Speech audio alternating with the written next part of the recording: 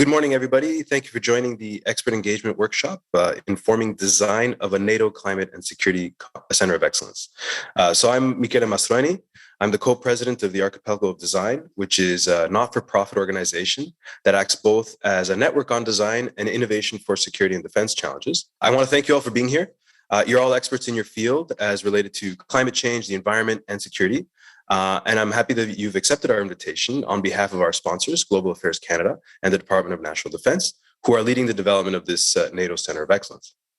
One of the themes I saw emerge were the idea of the underlying structural, I think someone calls it the structural vulnerabilities, right? That states and governance are already quite strained and perhaps not designed to manage the level of climate pressure coming their way, and so that creates a lot of governance vulnerabilities, increasing demands, right, on increasingly limited resources that states have to manage these kinds of risks, whether it's humanitarian assistance or relief missions or responding to disasters that many states are not in a strong position already, and that as these hazards strengthen and increase, they'll have even greater challenges.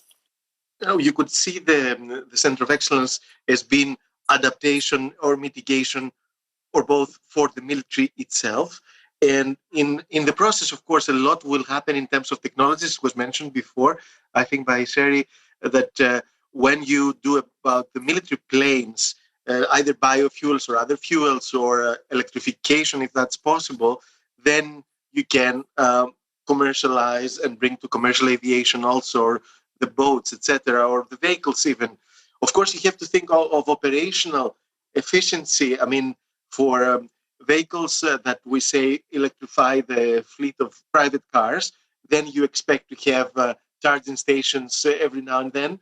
But if it is an operation, then you cannot rely on the civil infrastructure working. And then also it changes a bit how you provide this electricity. The other one is access to critical materials, and we're starting to see that. Accelerating the transition is all very good, but the problem is, where's the lithium? Where's the copper?